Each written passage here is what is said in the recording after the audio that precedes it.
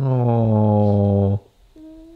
Oh, One cone of shame. cone of shame. So you don't lick your butt? It's part of Imploding Kittens expansion Oh. pack. Cool. I'm learning how to play and wearing the cone of shame. You don't want that, do you, Ink? Do you remember those times? Cone times? Come here. You'll have to wear it at some point. It helps with the sound, you know? Oh, nice. Is it comfortable?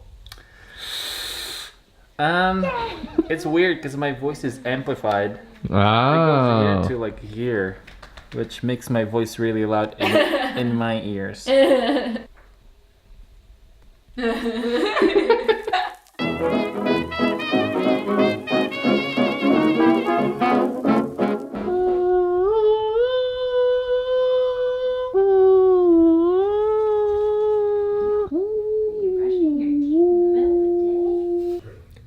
Gloomhaven.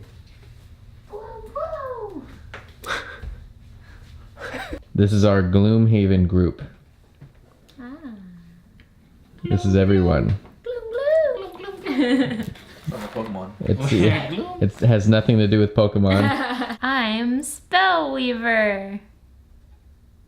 You see it? Yeah, I see it. That's it? Yeah. Go for it. My name is Greggard.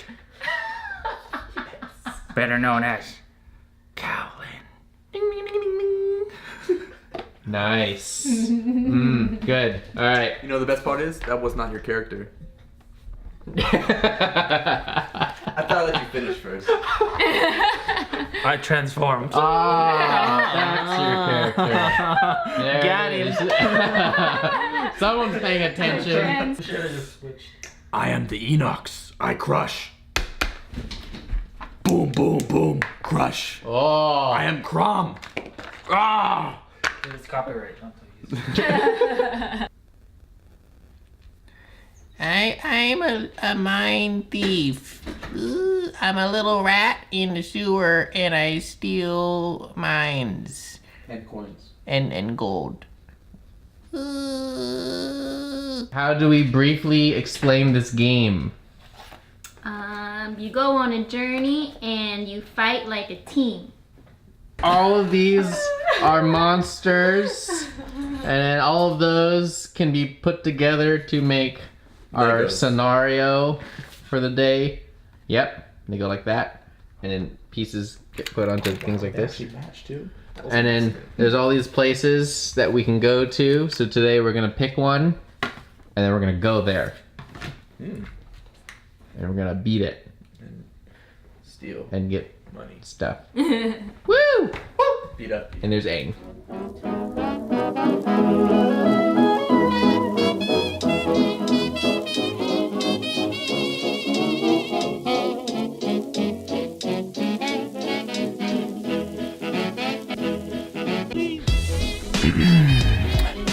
Alright, so I just got back from seeing Crazy Rich Asians and I really liked it for lots of reasons. And as someone who is half Chinese and who has been constantly trying to push for better Asian American representation in films, I can easily say that this film does a great job in helping that cause. I really like rom-coms. I've always liked rom-coms, actually.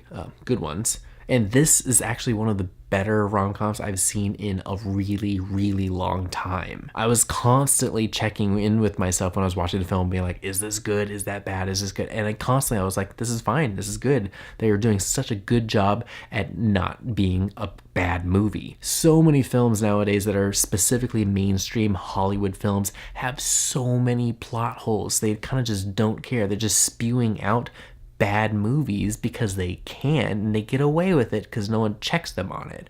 Yet this film doesn't do that. There's constantly times where things could happen where they could easily leave out a little piece of information here, a little piece of information there to just save themselves some time, but they're constantly making sure they're filling in as many of those holes as possible to give us the proper information when necessary. That's good filmmaking. The one really important thing I want to talk about is why representation is so important to people, specifically in films. Some people say, whatever, why is it such a big deal? Well, to some people, they say that because they've never actually understood or were told why they should even think about it in the first place. So one very simple example is, imagine being a young Chinese boy or girl and watching movies all the time. Who do you expect them to be seeing representing themselves? Action heroes? Action heroes. If there's a girl, it's just some love interest that is on the screen for 5 seconds. Waiters, maids, nerdy guys that get picked on and made fun of. See how all of those things are probably not the best things for little kids to be seeing as a mirror to themselves of what they can be in the future. Movies and TV and music and all types of art are really, really powerful ways to help shape human beings for their future. If I'm a young Chinese boy and all I see of myself on the screen is nerdy guys or action heroes, I'm gonna think, okay, no one's gonna like me and I better learn martial arts. Having leading characters that can represent people of all types, of all shapes and sizes, of all colors, of everything, is the most important thing that filmmakers can be doing in order to give as many different types of people a voice on a screen as a character that can potentially be relatable to anyone out there. And hopefully this does something. This shows that people will go out and pay to see leading Asian American, Asian actors on the big screen, and that these types of stories are easily capable of being put out to the mainstream audience. I've put in a lot of effort as a filmmaker to really push for Asian Americans to be the leading roles in my films and to try to make sure that their characters aren't stereotypical and that there's some way for maybe some people out there to get some type of a message from what I was doing. And my films weren't very big and really small budgets and didn't get too many eyeballs on them, but at least I feel like I've been doing my part and I'm constantly trying to. And I feel like if you are Asian American and you're trying to make sure that your art and your work is doing something, you try to do the same thing.